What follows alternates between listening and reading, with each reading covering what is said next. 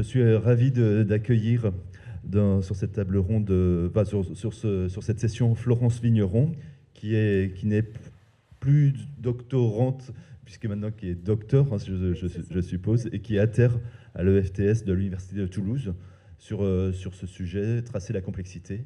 Donc le format est comme celui de ce matin, un format d'une demi-heure avec 10 minutes de présentation et pour laisser un long temps d'échange et d'enrichissement et de dialogue autour de votre sujet.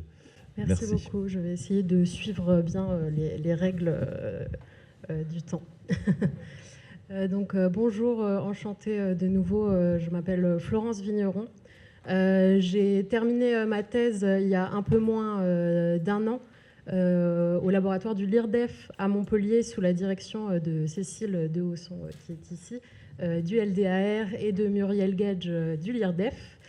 Et donc à ce que vous pouvez lire sur cette première diapositive, l'idée de cette présentation aujourd'hui, c'est de parler d'une pratique que j'ai eue tout au long de ma thèse, qui est celle du dessin, et d'où mon titre « Tracer la complexité ».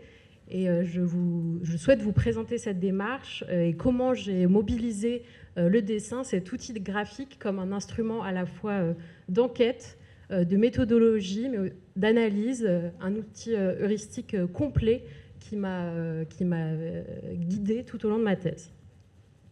Donc, je commencerai en vous présentant d'où je viens et pourquoi j'ai travaillé avec le dessin. Moi, j'ai commencé par une formation scientifique. J'ai une licence de neurosciences et de physiologie animale. Puis, j'ai fait un Master 1 de didactique des sciences. Et j'ai été aux arts décoratifs ensuite de Strasbourg, où j'ai fait un Master en didactique visuelle. Donc, je me suis formée à l'illustration scientifique, à la bande dessinée scientifique et à plein d'outils visuels et graphiques et artistiques pour essayer d'intéresser les jeunes aux sciences. Et donc, c'en est devenu mon langage pour parler, mon langage pour expliquer, mon langage pour rechercher. Concrètement, j'ai utilisé ce langage au cours de ma thèse parce que j'ai fait mon introduction et la conclusion de ma thèse en bande dessinée. Moi, pour vous expliquer brièvement ma thèse et le terrain de recherche sur lequel je m'appuie ici, j'ai mis en place une méthode d'analyse d'action de médiation scientifique. Donc c'est plus précisément, j'ai mis en place un modèle théorique qui est suffisamment opérationnel pour essayer d'aider les professionnels de la médiation pour outiller leur champ professionnel. Donc vraiment, je m'intéresse à ces formes et aux pratiques de la médiation scientifique. Alors pour vous préciser un peu ce qu'est la médiation scientifique et les enjeux qui se jouent derrière, je considère que c'est un lieu où vont circuler des savoirs. Et des choix sont faits par les médiatrices, des choix d'exposition, de scénarisation, de thématiques, avec des agencements spatiaux et temporels. Et tous ces choix, ils vont souvent refléter les préoccupations sociétales d'un moment. Ce que Dominique Lecourt nous dit, c'est qu'aujourd'hui, le rapport aux sciences et aux techniques a beaucoup changé et on va s'interroger davantage sur la place des sciences dans la société. On peut le voir notamment avec le mouvement Stand Up for Science en ce moment, qui montre les enjeux, les déplacements de la science, comment ça se passe, mais aussi le rapport aux réseaux sociaux, aux fake news, la montée de l'IA, le changement climatique, bref, de grandes questions démocratiques qui vont être mobilisées par les professionnels de la médiation scientifique. Et donc, ils ont une place importante à jouer et ils ont besoin de légitimer leur pratique et d'avoir des outils. D'où la nécessité d'un rapprochement avec la recherche. Donc, c'était l'un des enjeux de ma thèse, d'articuler médiation en acte avec la recherche sur la médiation scientifique en considérant toutes ces composantes, qu'elles soient matérielles, les affects, le cadre institutionnel, qui ne sont pas forcément ceux d'une éducation qu'on dirait formelle, scolaire.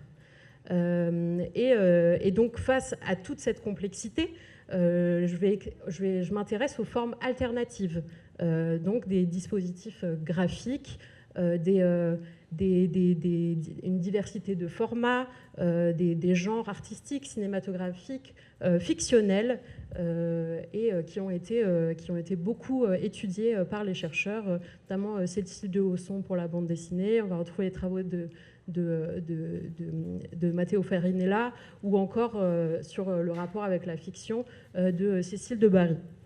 Je vais vous présenter un petit peu donc, mon terrain, le terrain de ma recherche, donc la mise en place de mon modèle théorique. Et j'ai travaillé avec une association, l'association Instant Science en Occitanie, qui est une association de culture scientifique. Et cet atelier s'appelait la science des super-héros. C'était une médiation qui était destinée à des publics scolaires, donc ça se passait en classe, et c'était dans le cadre de la PEAC, donc le programme d'éducation artistique et culturelle. Et au cours de ces séances, les élèves, par groupe de 4 ou 5, devaient imaginer des super-héros, des super-héroïnes qui luttaient contre le changement climatique dans un futur proche. Et donc on leur attribuait par groupe des catastrophes différentes. On allait avoir les tsunamis de plastique, vous aviez l'effondrement des colonies d'abeilles, les marées noires, et de toutes ces catastrophes, ils devaient en tirer les savoirs scientifiques apportés au fil des séances par les médiatrices, mais aussi des informations sur la pop culture, sur l'histoire des super-héros, et comme ça créer un personnage qui est à la fois en lien entre créativité et savoir scientifique. Donc, on est dans un cadre qui s'inscrit pleinement avec ce que je vous disais plus tôt, les enjeux d'une médiation scientifique complète, où vont se rencontrer création, science, questions socialement vives, enjeux éthiques, et qui permet au public de se projeter. Et de là, je viens à quelque chose qui me questionne, c'est comment représenter visuellement et rendre intelligibles ces dynamiques complexes mises en œuvre dans les actions de médiation. Donc j'utilise 2 appuis théoriques pour ça. D'une part, les sciences des systèmes complexes pour décrire et pour modéliser ma situation de médiation scientifique. Donc, dans la lignée d'Edgar Morin, j'envisage la complexité comme ce qui est tissé ensemble, comme un ensemble hétérogène d'éléments qui produit des propriétés qui sont non réductibles à la somme des parties, c'est-à-dire un ensemble qui embarque tellement d'éléments qu'il est impossible de toutes les considérer et qui nous oblige à faire des choix. Je vais considérer donc ma classe comme un système d'action évolutif, non linéaire, avec des boucles de rétroaction, des interdépendances, des niveaux imbriqués. Et l'idée donc, de ce système complexe, c'est de le visualiser. Et pour ça, je m'appuie sur les travaux de Jean-Louis Lemoigne et du réseau AFSET, donc l'Association française des systèmes, pour modéliser ces systèmes d'action. Donc l'idée, c'est vraiment de comprendre par la modélisation. Et d'autre part, je considère les outils graphiques comme des outils heuristiques et des instruments d'enquête. En dessinant, je vais extérioriser ma pensée, je vois mieux ce qui se passe, je peux formuler des hypothèses, je peux imaginer des pistes, je peux rendre explicites mes choix de cadrage. Donc, sur le plan épistémologique, je m'inscris dans la lignée de Bachelard, où on fabrique la connaissance en articulant l'expérience, modèle et les opérations de pensée. Donc l'imaginaire n'étant pas l'ennemi de la rigueur, et je suis également les travaux de Georges Polya qui rappellent que les croquis, que les diagrammes, que différents schémas sont des moyens actifs de résolution de problèmes. On va décomposer, on va relier, on essaie et on corrige. En somme, parler du dessin, c'est parler d'instruments de pensée. Donc je vais vous donner à voir différents types graphiques que j'ai utilisés. Le croquis, l'illustration conceptuelle et la modélisation formalisée. Donc le premier outil, comme je vous l'ai dit, c'est le croquis de terrain qui n'est pas nouveau, qui est dans un grand prolongement du dessin ethnographique qui existe depuis longtemps. Donc, quand j'étais en classe, j'avais des outils classiques, des dictaphones, des caméras pour pouvoir observer les échanges, les verbatims, analyser les interactions entre les différents acteurs. Mais en parallèle, donc, j'ai croqué certaines scènes. Et là, vous avez sur la gauche, du coup, des illustrations de classe que j'ai vues. Cette pratique, je l'ai mobilisée parce qu'elle me permet de m'ancrer sur le terrain. Elle me permet de voir ce qui se passe, et plus qu'une simple note, d'avoir un arrêt sur image d'un moment de la médiation. Et puis ça m'oblige à faire des choix, parce que je ne peux pas je suis obligée de choisir un geste pour voir ce qui est important dans la médiation. Donc sélectionner l'essentiel d'une médiation, c'est-à-dire une posture, un échange, une configuration dans l'espace. Et puis il y a l'aspect moins intrusif qu'une caméra. Prendre un dessin, faire un dessin, ça permet de moins être présent et plus intégré à son terrain de recherche. J'ai mis aussi sur cette image un autre type de croquis. Donc l'idée, c'était de montrer les interactions observées et donc voir les attendus des médiatrices au fil des ateliers, rendre visible ce qu'elles suscitaient.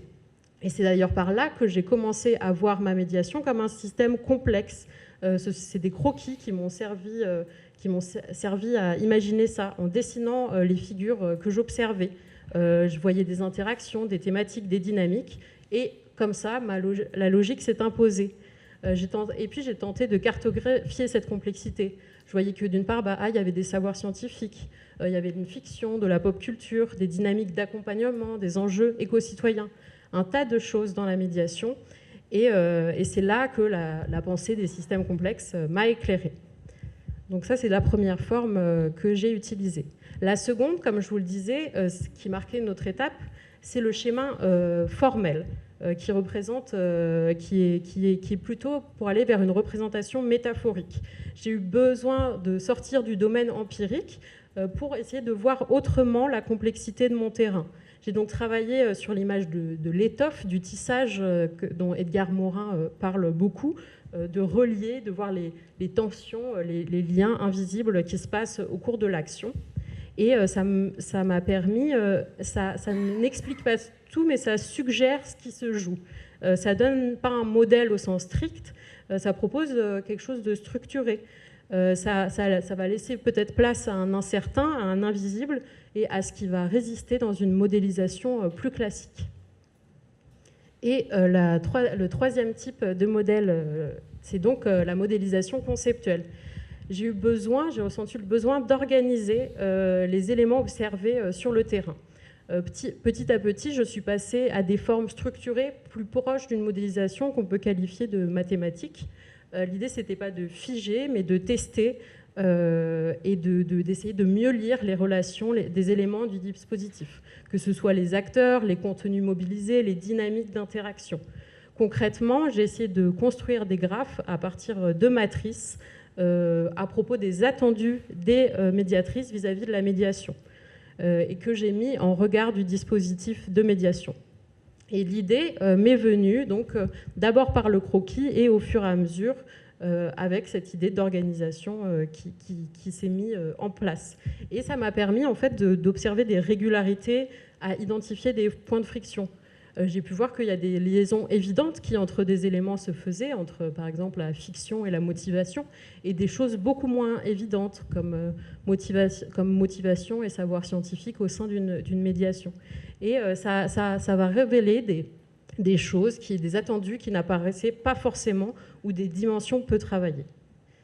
Donc à ce stade, je vois différents avantages et vigilances à l'usage de ces outils. D'abord, ils me permettent de visualiser, de contextualiser des dynamiques interactionnelles dans l'action de médiation. On voit qui parle, par quel support, à quel moment, avec quels effets. Je peux synthétiser des configurations complexes, voir des boucles qui vont être difficilement verbalisables, des ambiances, des circulations d'objets, des micro-événements au sein d'une séance. Et enfin, ça va outiller concrètement la formation. Je vais pouvoir présenter ensuite aux médiateurs et aux médiatrices ces schémas, ces illustrations, et avoir un meilleur dialogue avec mon terrain de recherche.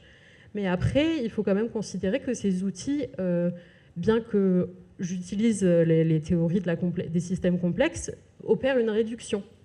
Donc le risque, ça serait une simplification à l'excès, et donc les choix graphiques, le cadrage, les échelles, les légendes peuvent introduire des biais ou des surinterprétations. Donc d'où l'exigence vraiment de confronter avec la réalité du terrain des autres données. Okay. J'ai donc les verbatims, les vidéos, les traces, ce genre de choses, et avec les acteurs et aussi discuter avec les acteurs de terrain également.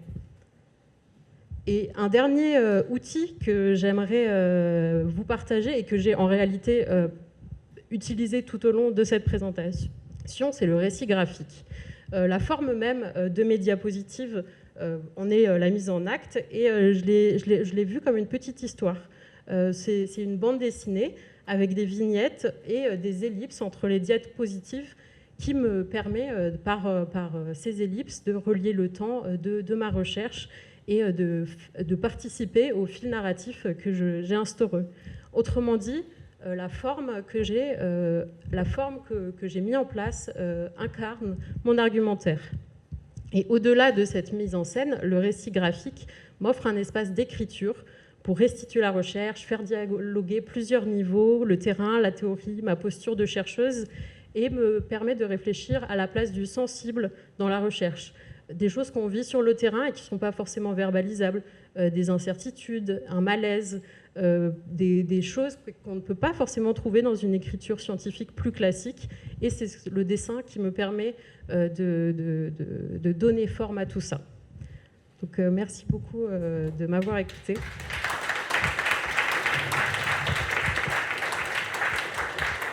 C'est un travail réflexif en construction, donc je suis preneuse de plein de choses. Merci beaucoup. Je vais donner le micro directement. Bonjour, je suis Léana Valentini, je suis doctorante au CEDS.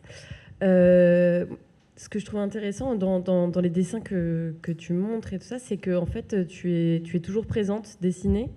Et du coup, ça m'intéresse parce que ce que ça m'a fait, c'est que j'ai l'impression que ça rend compte de la situation dans laquelle le savoir se crée. Et du coup, je trouve ça intéressant. Est-ce que c'est quelque chose que tu as remarqué, qui est délibéré, ou c'est juste quelque chose qui s'est passé ? Comment t'expliques ça ? En fait, je vous invite à lire l'introduction et la conclusion de ma thèse en bande dessinée. Dès que j'ai voulu faire la partie artistique de mon travail et la mettre en image, j'ai senti le besoin automatiquement de me montrer, pour montrer ma réflexion, pour montrer ce qui se passait. J'aurais pu avoir quelque chose de plus vaporeux, de montrer ça différemment, mais ça m'est venu de façon assez automatique, parce que pour montrer les cheminements intellectuels que j'ai dû mettre en place, je devais me montrer et montrer mes doutes. Et ça passait par cette visualisation-là. Et puis aussi parce que je considère que ma recherche j'étais partie intégrante de la recherche. Même si moi, je n'ai pas participé activement avec les médiatrices, j'étais au milieu de la classe, je participais. Les élèves, des fois, demandaient aux médiatrices qui j'étais, ce que je faisais là. Et l'air de rien, ça participe du terrain. Voilà, je ne sais pas si...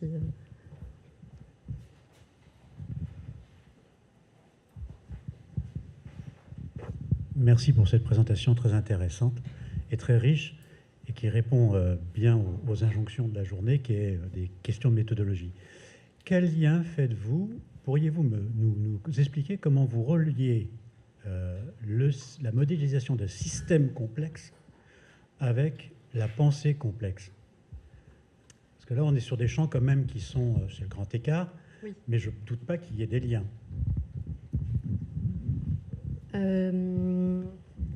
Je suis partie de la pensée complexe par l'étendue de mon terrain, parce que le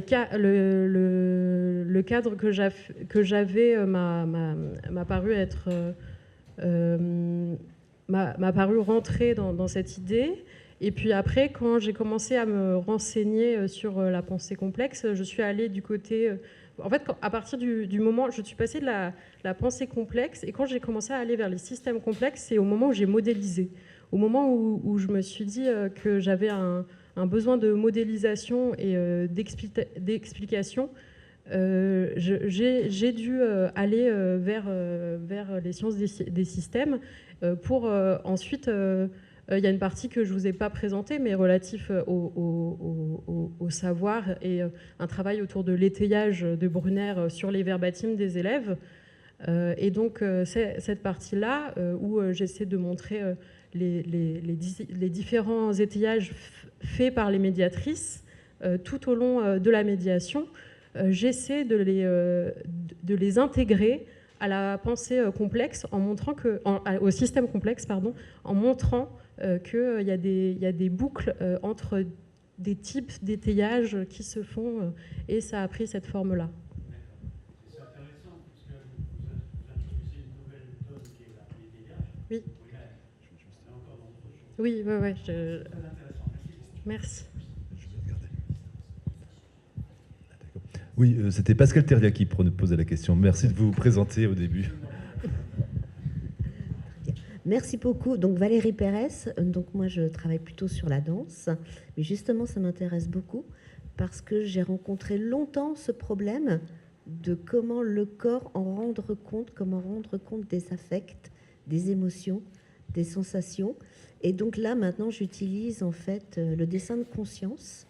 Et je voulais savoir, je suis partie du dessin ethnographique et je suis arrivée pour le moment au dessin de conscience. Est-ce que vous avez réussi à trouver une méthode pour pouvoir rendre compte des affects dans le dessin, qui soit dessiné ou sur un code couleur? Enfin, est-ce que vous avez trouvé une méthodologie pour rendre compte des sensations et des affects? Alors, je pense que les travaux sur... Alors moi, j'utilise la bande dessinée et ce qu'on associe à la bande dessinée, au roman graphique, au manga, aux comics, parce qu'ils ont la valeur de permettre de voir des expressions très marquées. Et également, il y a des travaux en sémiotique de la bande dessinée qui sont très renseignés sur comment utiliser, verbaliser autrement que par l'expressivité d'un visage et tout ça. Et il y a les théoriciens de la bande dessinée qui ont travaillé sur ça. Je pense à Benoît Peters, Thierry Smolderen, Thierry Gronstein, je ne suis pas sûre que ce soit Thierry, mais c'est bon. Ou alors des artistes de bande dessinée comme Scott McCloud qui présentent les avantages de la BD et toutes les possibilités graphiques qu'offre le livre, même l'objet en soi, pour montrer ça. Et de fois, pas que s'arrêter à l'expression d'un visage, mais tout. Et c'est des procédés qui vont passer, qui sont assez difficiles à mettre en place, mais qui peuvent être soit très métaphoriques, soit, par exemple, moi, quand je voulais montrer que le début de mon travail était buissonnant, ou alors très littéral, hein, parce que je peux être très... Là, quand je vous ai mis au début dans mon truc tracer la complexité, c'était absolument littéral. Mais je voulais montrer le chemin buissonnant qui s'est offert à moi, et je me représentais dans des lianes où je ne voyais pas de sortie d'issue de secours. Et au fur et à mesure, il y avait quelque chose de beaucoup plus structuré qui se mettait en place, des formes que j'ai aussi revues dans des livres sur les systèmes complexes, que j'ai exploité des choses, des théories que je regardais pour les représenter. Je me fais la voix de la distance, oui. Encore une fois, et de Caroline Mélis, qui vous dit bonjour et merci. Vous parlez régulièrement de traces de l'enquête par le dessin. Comment vous situez-vous par rapport à la théorie de l'enquête de John Dewey? Et comment envisagez-vous cela au niveau des élèves et notamment de la construction de savoir en actes? Oui. Alors, j'en ai entendu parler récemment des questions des traces. Il me semble que c'est les chemins... C'est des dessins qui montrent les... Je ne suis pas sûre que ce soit cette théorie, mais il me semble que c'est des chemins qui montrent les trajets de personnes autistes et il y a un chercheur qui a regardé les trajets qu'il faisait. Il me semble que c'est celle-là, je ne suis pas sûre à 100%. Et regarder le tracé. Et donc, il a fait des véritables œuvres d'art, des tracés des enfants. Et après, je me situe pas trop là-dessus parce que je connais pas très très bien. Mais ça a l'air très intéressant et il faudrait que je regarde un peu plus amplement ce sujet-là. Merci. Une dernière question. Bonjour, donc Virginie Messina, créade Université Rennes 2. D'abord, je vous remercie pour cette présentation que je trouve extrêmement stimulante par rapport à la manière dont on peut donner à voir ce que l'on observe et ce que l'on essaye de comprendre, en particulier dans les situations d'enseignement-apprentissage. Je pense, ça me renvoie beaucoup, lorsque vous montriez vos carnets de croquis, à tout le travail qui peut être mené à partir de la vidéo, donc en particulier en théorie de l'action conjointe, en didactique, et en particulier ce qui sont appelés les systèmes hybrides texte-image-son.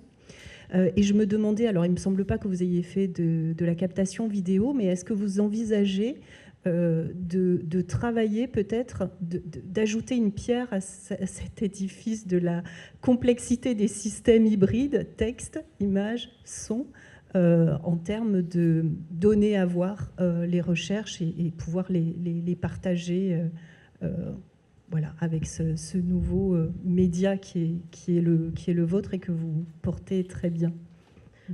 Merci beaucoup.